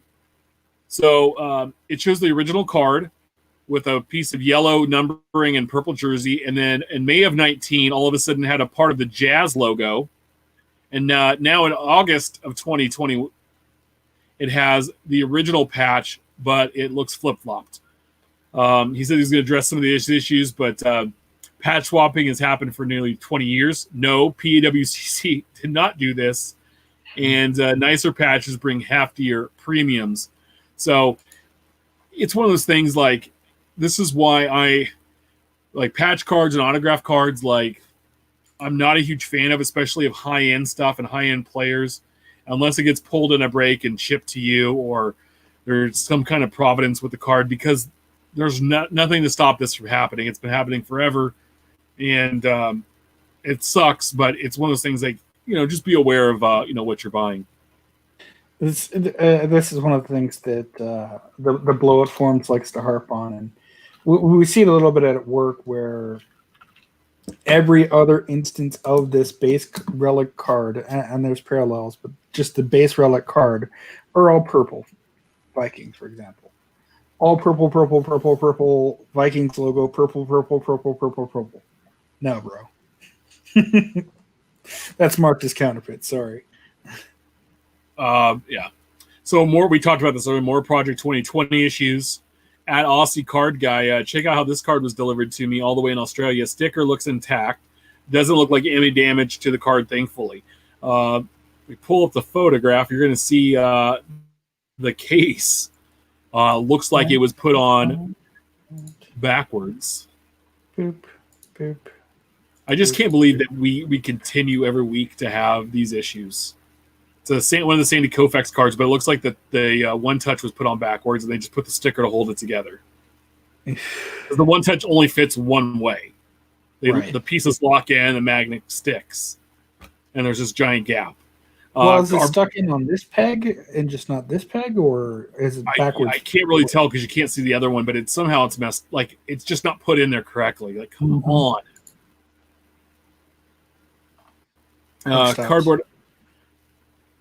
Cardboard icons, our buddy Ben said on a queue at Topps Mail Day. Interesting that some of the cards came in bags, which definitely helps with scratches. Others didn't. Also, the Mariano case is warped. It's convex to the rear. So he has one that's flat, and then the other one swoops up. All kinds of craziness. And when he's talking about that, I got some Project 2020 in this week. What's funny is that I got cards 97 and 98 before I got cards 93 and 94. So what he's talking about, it comes in these plastic Ziploc bags now inside your case. Kind of like they did the Topps Vault pictures. Yes. And then Card Florida, incredible 83-17, right to left centering on this bad boy just showed up in the mailbox today. It's the same one as mine. It's the McGuire Andrew Thiel, and mine came the same way. Paul Lesko showed his, and his is not quite 50-50, but it's like 55-45, 60-40, and it looked way better than how Florida Card Guy and my card look. I'm really disappointed because I was very excited about this card, and because of the card itself, like the design itself, I bought it, and it's off center. So, I mean, my mouse fits on this side completely, and I can fit double on that side almost. Yeah, I was on I got 3 cards this week from our buddy Twins Jake, and when people were complaining about the different cases, I was like, come on, man, that's just petty. But I got 2 cases that were identical and a third one that was different. I was like, you know what? This just literally encourages me to crack them all. Yeah, I don't have an intent to sell them. So what the hell? And I'm definitely not going to display them when one card is, half an inch shorter than the other ones. Well, I got the Blake Jameson Trout number 100 today as well. So what's funny is I got cards 97, 98, and 100 before I got 93 and 94, whatever. But the case on that 100 Mike Trout, it's fucking humongous. It's so much bigger than all of the other ones. And I'm like, what in the holy, like, it's like, it looks like in the office when Dwight gets the security clearance, and it's 8 by 10. I'm like, what is going on? And the card rattles around inside of it, so it looks like it's a 160 point or 130 point card. And so I feel the same way about just do I take these stupid stickers off? And I don't know. So if you're not going to sell them, there's no reason not to crack them and display them somehow differently, whether it's a customized case. Because if you try to leave them in the cases and you create a custom case, they're not all going to fit because they're going to be different sizes and they're going to look stupid because one of the cases I had didn't even have anything on the bottom. It's just, come on. Mike says cases are frames. Yeah, and I like that. I mean, that's a good thought. And, Herman said right here, some have frosted edges that are ugly as hell. And, dude, you're up. You know what time it is back there? It's like 1 a.m. I'm running late tonight. You're literally keeping these encased because of the sticker over the top, right? Yeah. Yep. I mean, that's it. Wait for COVID to end. Grab, let's say you have a player collection or an artist collection. You got 20 cards. Grab 20 identical cases, crack them, put them in identical cases. Take the hair out or take the inserts out, turn the card upside down the right way, whatever it is, man, and then put it back up on your shelf. And hell, come on, man, it's only $400. Real quick, speaking of money, Fleer basketball case update. It ends tomorrow. It was still at 1.28 million. Is it still there, Steph? Yep. I'm excited to see where this ends tomorrow. Yeah, 1.28 million with 11 bids. We'll see. There's 21 hours left. Let's get our money together, guys. Let's finally put our bid together. If I got that, I would open the shit out of that. I'm telling you right now. If I had $1.2 million to spend on baseball or basketball cards, I'm opening that fucker with everybody I know. We're gonna sit down. We're gonna get together. I'm flying Steph in. I might invite Ben over, and we're gonna open that on camera together and have some Diet Cokes and some crowns or whatever else might be your fancy, and have some time. So my crown isn't in this room, actually. I want to talk about box prices, but I think we can get that to next time. Sure. And what creates a great baseball card release. I want to talk about that. I want to spend some time on that. We're almost at 2 hours tonight, guys. There's also a question of Super Collector, what makes it Bean? Ask our buddy Ken Kinsley. We've been putting that off. That's such a good question. It's an evergreen question. And so we're going to talk about that hopefully in the future. It's just Paul was on tonight, was outstanding. And I don't want to skip over these three great topics, I think, and just to put them in tonight's show. But there's one I want to talk about before we leave tonight. And Steph sent this, and I don't think he meant this to be a topic. I think it had to do with, like your favorite, makeup product. But let's make inserts great again. Let's make inserts great again. And Panini, like I've said before, as much trash as I've talked about Panini, and I talk about all the card companies because I think they all could do better jobs, but I think we all could better in our real life jobs and all do better professionally. But in this case, this year, Panini has been crushing inserts. If you look here, Rock Out with Hawks has the Downtown Donruss Optic Russell Wilson. He also has a Prestige Heroes Russell Wilson, a Kaboom Russell Wilson. How awesome do those inserts look? Yeah. They're gorgeous. Panini's been doing a really good job the last couple of years. And, a lot of their products. Yeah, and this year, if you click down, Steph, the 1920 Donruss Marvels, this is brand new this year. This set is amazing. It's so cool. Diamond Kings with their blank slate, and I believe they also have it in basketball. I have one of these. It's not Babe Ruth, but it looks amazing. Yeah, I love it. And then also in Diamond Kings, you have the downtown ones, and here's Mike Trout. I think you have a Jordan. I do. It's a foil board card. I mean, they just they're awesome. Here's the first. The Praetorial art from Diamond Kings, the modern art is sharp. Right. Those are super short prints. Here's stained glass from Mosaic. I mean, it harkens back to mid-90s inserts when inserts meant something. It's like, why can't Topps do this? No, we need a retread of 1987 Topps border designs in another insert parallel line. We get this shit. I'm sorry. This 150th greatest players bull crap that was in 2019 Topps was just... It makes a great chronology of years, especially for the 150 run. But is it really necessary? There's like 150 in every set, and then these stupid ass cards. Yep. Yeah. Cards your mom threw out. Iconic cards. And how many times have they done? And the worst thing that they do, those Topps Now inserts. It looks like when I was a kid, I had a Walter Payton postcard that I loved. He was sitting on this Lamborghini, and I took a photo of it, of the postcard, because I wanted more copies of the postcard. But I took it from like 4 feet off the ground. So the postcard, that's what these Tops Now. It's a picture of a Tops Now. It's a card of a picture of a Tops Now card. Now, at least in years past, those were an extra card in the pack. So it's not like it actually counted towards one. But why? Why? It's stupid. It's stupid. I just don't understand. Guys, if you could put an insert in a product, what would it look like? Ben would kind of hearken to his. His would be a team colored parallel. Yeah, I mean, the problem is we see this in Hollywood, right? With all these Marvel movies and the next big, $200 million movie that's 2.5 hours, and let's see how many celebrities we can get to sign on, and we're gonna have a cast list of 25 names deep of it's just, you saw those with like those Valentine's Day movies and New Year's Eve movies where they get like 50 different celebrities in a movie and everybody gets 2 lines, and then Rotten Tomatoes is like, this is like a 6% movie. It's the same kind of crap. There's no novelty to this stuff. There's no uniqueness. It's all just the same recycled bullshit time and time again. And then it's the Chrome versions and it's this version, and it's just like, come on, man. Just again, go outside. Think of something new. I don't need 1,969 copies of the 1969 Topps Reggie Jackson in my collection. I don't. If I want 670 1987 McGuires, that's on me. I don't need 1987. Hey, how many of those McGuires do you have? Probably about 630, if I remember.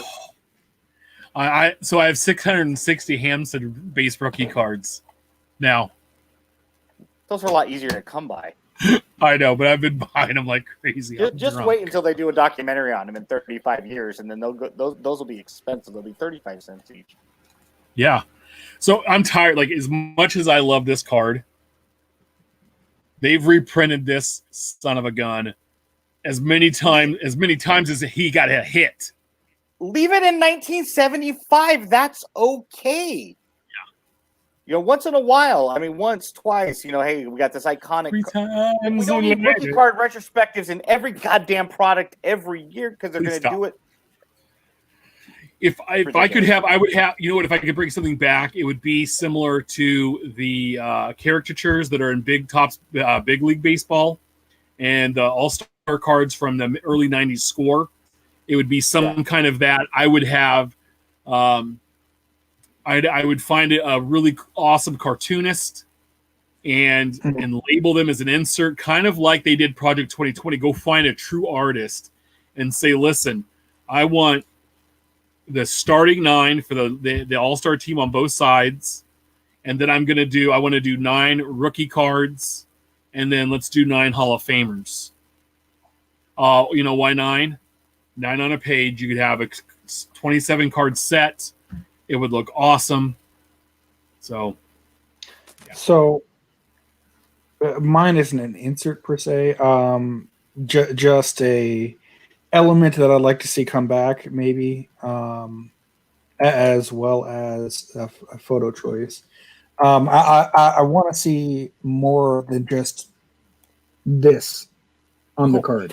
We do too, man. That's scary as hell.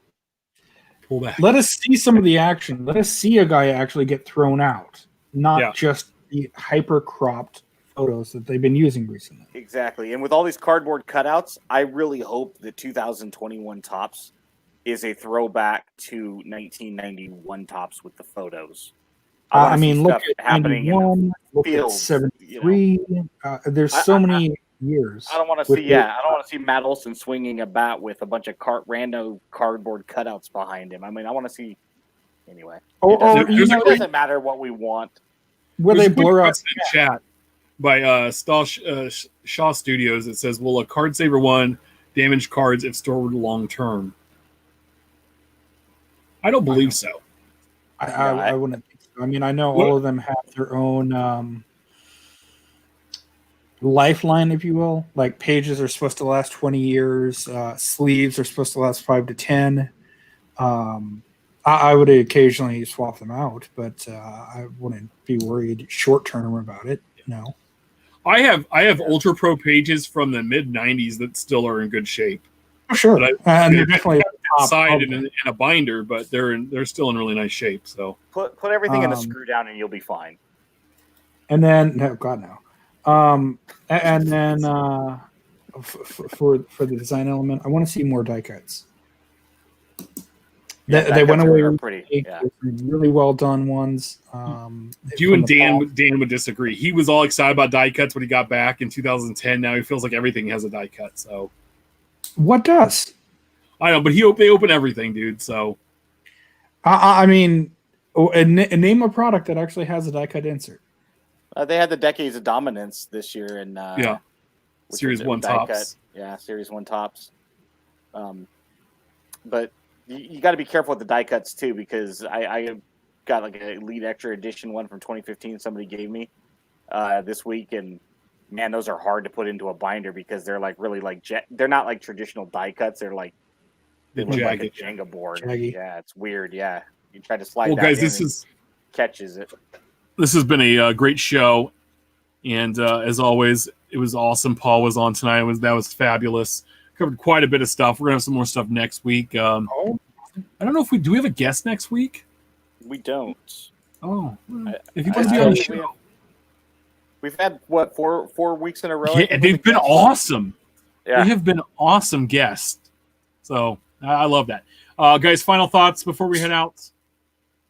We need to have Paul on because it was only this guy tonight. Yes. Yeah. Remember we're live. Remember we're live every Wednesday at 8 p.m. Pacific. 10 Central. Remember to watch the Hobby Hotline Saturdays and Mondays. Call in with any questions or comments. We appreciate the support there. Make sure to subscribe and review our show on all platforms. We do really appreciate it. Follow us on Twitter about the cards. Follow Ben at Our Trading Cards. Follow Steph at JunkWax20. You always follow me at BigShep79. Please share your hobby stories, great pulls, and send your questions our way. Keep collecting, and we will see you all next week.